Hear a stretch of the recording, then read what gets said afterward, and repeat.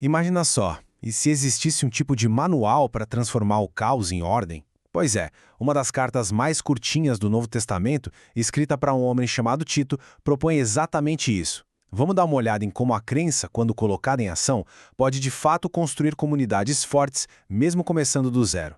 O cenário é o seguinte: o apóstolo Paulo, uma figura central ali do cristianismo primitivo, ele dá uma missão que parece quase impossível para o seu discípulo Tito. E o local? A ilha de Creta, um lugar que tinha uma reputação, digamos, complicada.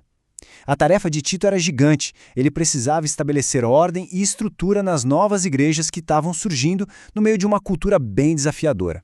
E para não deixar nenhuma dúvida do tamanho do problema, Paulo usa uma tática brilhante. Ele cita um dos próprios poetas de Creta para descrever a cultura local. Pensa bem, essa era a matéria-prima com que o Tito tinha que trabalhar. A pergunta que fica no ar é inevitável. Como é que se constrói uma comunidade de fé e integridade num lugar desses? A estratégia de Paulo, então, começa pelo topo. A primeira peça desse quebra-cabeça para organizar o caos era formar uma liderança sólida. Antes de mais nada, era preciso encontrar e nomear pessoas de caráter, sabe? Um caráter inquestionável. E isso leva a gente para uma questão fundamental. Que tipo de líder seria capaz de navegar e transformar uma cultura como a de Creta? Com certeza não era um trabalho para qualquer um, né? As qualificações tinham que ser muito, mas muito específicas. E aqui vem a parte surpreendente. Paulo não lista carisma, nem boa oratória, nem popularidade, nada disso. A lista de qualidades é toda focada no caráter. Ser irrepreensível, hospitaleiro, justo, ter autocontrole. O fundamento da liderança para Paulo era a integridade pessoal e um compromisso firme com a verdade. E por quê?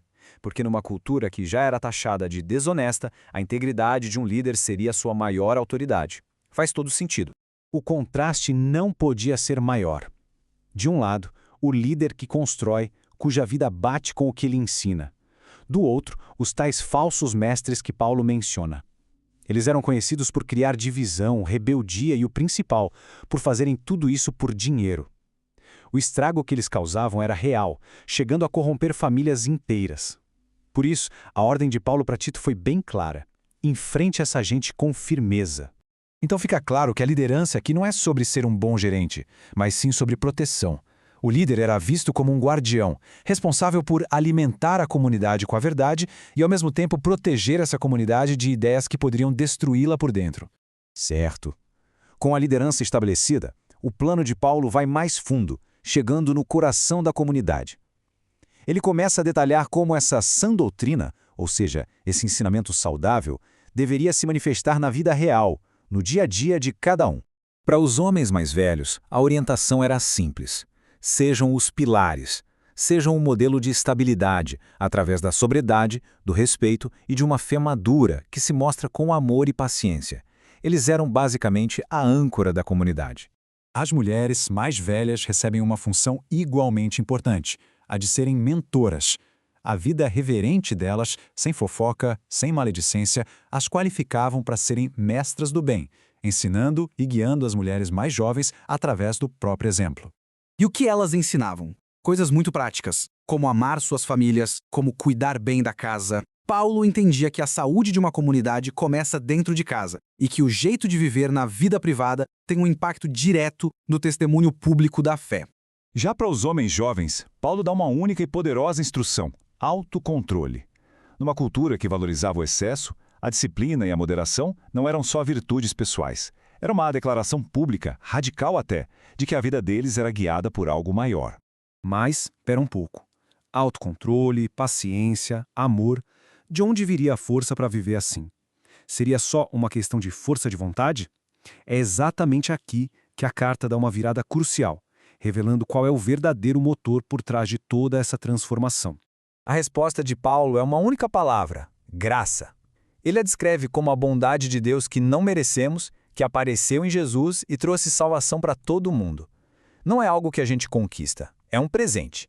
E esse presente é a chave não só para o perdão, mas para uma vida completamente nova. E para ninguém se esquecer de onde veio, Paulo manda real, de forma bem honesta.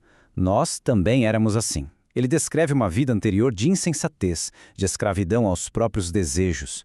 A mudança radical não veio por mérito próprio. mas só e unicamente pela misericórdia de Deus. É um lembrete poderoso que gera humildade e gratidão. Certo, mas como essa graça funciona na prática?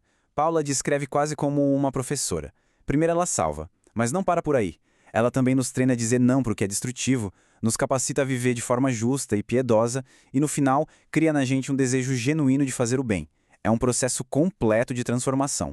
E assim a gente chega no ponto em que tudo se conecta. Essa transformação profunda, interna, movida pela graça, não foi feita para ficar escondida. Ela precisa transbordar para a vida pública, impactar a sociedade ao redor. As instruções de Paulo se tornam incrivelmente práticas. Ele orienta as pessoas a serem cidadãos exemplares, respeitar as autoridades, estar sempre pronto para fazer o bem, não falar mal de ninguém, ser pacífico, gentil, mostrar cortesia com todo mundo. Fica bem claro que a fé para Paulo tem consequências na vida cívica e social. E essa citação final amarra tudo. A dedicação às boas obras não é o caminho para conseguir a salvação, mas sim o resultado inevitável dela. As boas obras são a prova visível de uma fé que é real.